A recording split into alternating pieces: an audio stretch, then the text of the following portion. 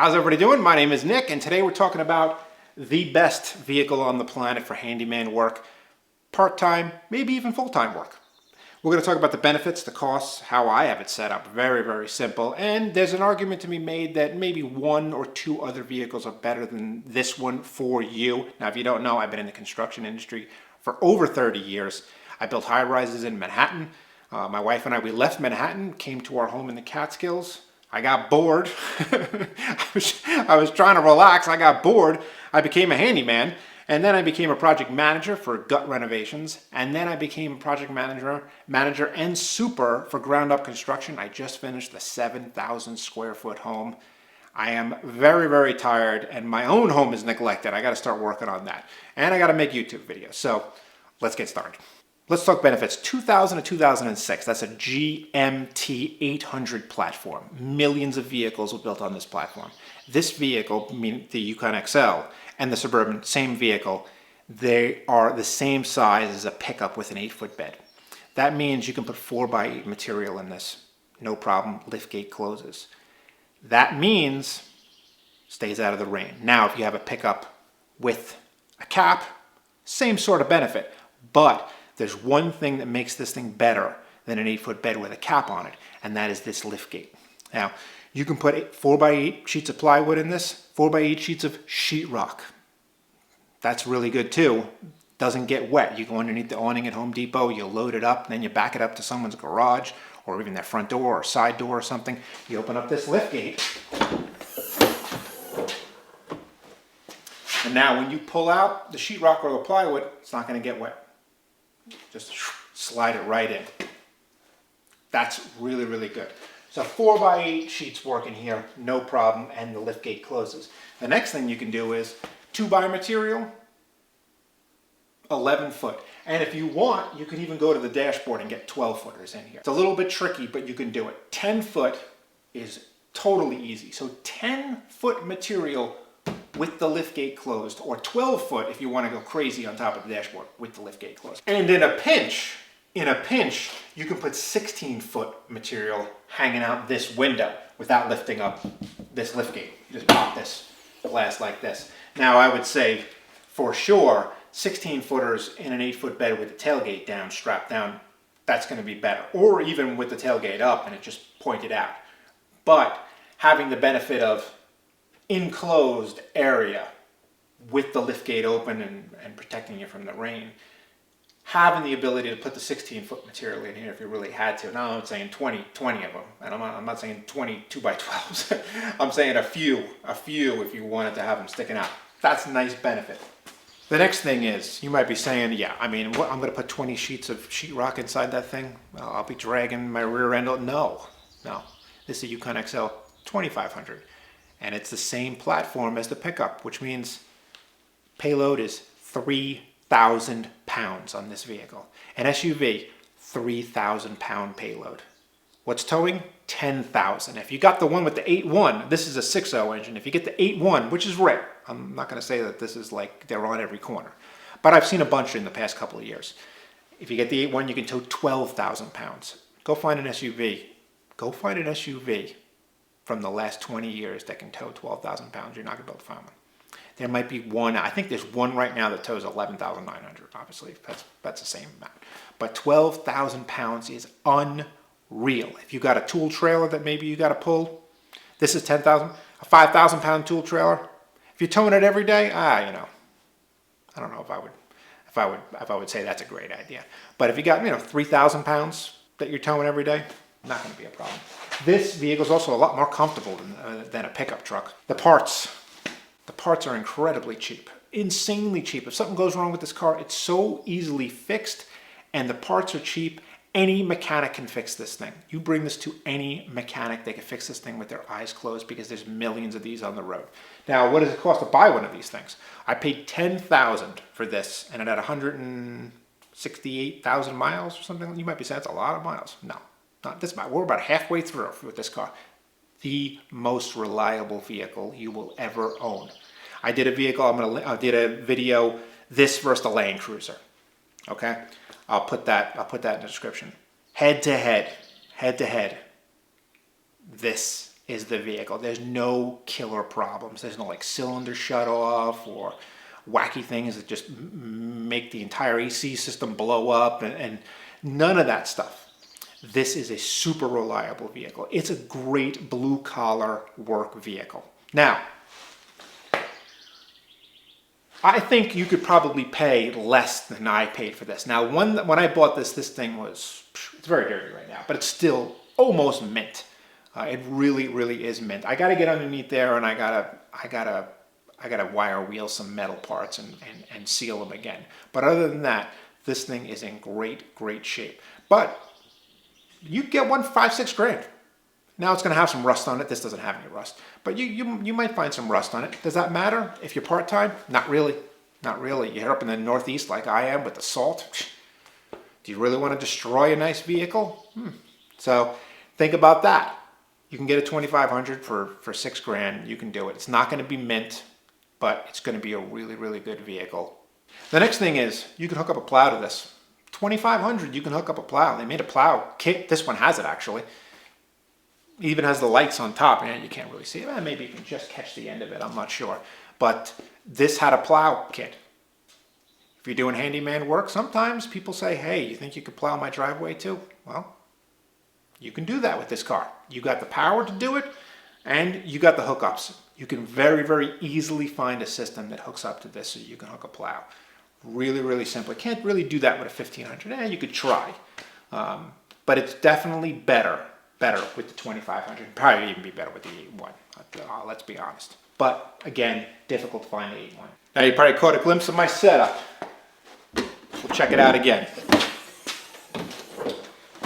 I built this for your handyman. You probably shouldn't have an issue building something like this. This is a draw system. Now, the draw system that I built is a lot different than you see with most vehicles. I built it very, very high. Now, I did that for 2 reasons. And I would not do this probably with the 1500. Maybe I would. But it all depends on how much material you're trying to put into this vehicle. I built this for 2 reasons. One is that I wanted to hold more tools, right? This one is, the drawers are almost 12 inches. We're almost at 12 inches. The whole box is over 13 inches tall, 13 1/8. I built it this height specifically so that when I put 4x8 material in, it clears the folded down seats. I'll give you a close-up of that. So when you slide this in, you slide material right over it. It also means that when you put 2x material in here that's bigger than 8 feet, like 10 footers, it clears the armrest in between the 2 front seats. Okay? Now, I like that. It was really good, no doubt about it, but you need the payload. Because if you start filling this thing up, first of all, the draw system is heavy, and you start filling it up with tools, this thing gets seriously heavy. In fact, right now, I have this drawer way heavier than this, and I just noticed that the sag on this side is 1 inch lower. So you can load this thing up so heavy, and you've got to be careful, especially with the 1500. Now, do I have drawer slides on this? No, I don't. This is just wood on wood. I'm going to link to another video I did on draw slides versus waxed wood. This isn't even waxed. This is just wood on wood. And I have so much stuff in here. I use Milwaukee. Don't begrudge anybody that uses other than that. In fact, there's a lot of things that Milwaukee makes that I don't like, that are better in Makita and DeWalt. But that's mainly, I'm about 80%. I'm 80% Milwaukee. I have so much stuff in here. This goes all the way back. You can see the end right there, right? Totally full. Now this side's a little bit different. You can see I added this board here. Little cleats on the side. And it just drops right in. Finger pull. This is 3/4. This is all 3/4. This is extremely strong. That was loud. That was loud. Sorry about that. This is a great little workbench, and for eating lunch, especially with the liftgate open in the rain. Really, really nice. This is just a handy thing to have. Now, what did I make this out of? You can use CDX. Maybe you really can. I made them out of 3/4. To be honest with you, kind of overkill. The bottom, which you can't see, is actually just 1/4 inch. The bottom is 1/4 inch. The top is 3/4. So it really doesn't matter what you use on the bottom of this. Whatever you have lying around is going to be fine. All you're trying to do is just make sure the sides stay vertical. But since you got 3/4 on the top, it's pretty much good. It cuts down on weight if you use 1/4 inch on the bottom. So just 1/4 inch plywood. Handles, extremely cheap. These are just an anchor rope. I just cut it off and knotted it on the inside, drilled 2 holes. It's that simple. The change that I could have made, I put waterproof carpeting, like marine carpet on the top. I didn't go around the edge. I could have done that. If I would have went around a little bit, it would have looked a little bit neater. It really would have. I could have put carpet on the front of these, but again, not a big deal. To be honest with you, you don't even need the carpet. You could save yourself $50 and just not put carpet on it in reality. But I wanted to make it a little bit nicer. It's just a little bit nicer. Plus, when you put something up here and you slide it in, you don't have to worry about, wood shards coming off the plywood and it catching and flipping up. Carpet makes it easier. So that's it. How much does this thing weigh? I don't know. It weighs a lot, but it doesn't matter because we got 3,000 pounds of payload. So, I think that this is a vehicle. If you're looking into a handyman vehicle, this is really kind of the vehicle that you should be looking at. Now, there's an argument to be made that the 1500 version of this is better for you. Now, the payload's going to be cut in half. Towing's going to be cut in half, but MPG is going to be better. Now, this vehicle, MPG, you're talking about 13. Pretty much a 2500 gas vehicle. That's what you're going to get. You're going to get 13. I have a brand new Ram. It gets 13. Now, in reality, that's kind of where you're at with 3/4 ton stuff.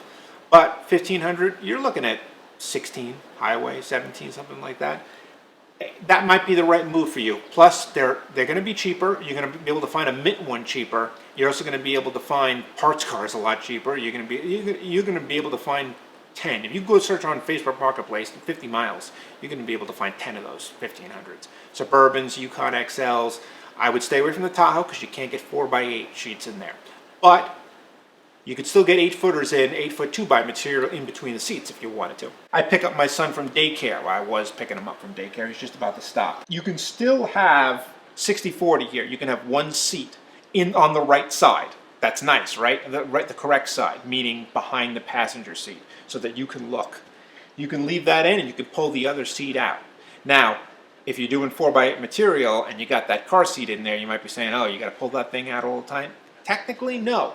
I have many times slid 4x8 material right over the car seat because there is a lot of room there. There's a good 18 inches. You can just slide it right over. Now, obviously, there'll be a little bit of an angle. Sheetrock, you might be a little bit worried about that, right? 1/2-inch sheetrock, you hit a big bump, it could crack in the middle or something. So you got to be careful there. But plywood,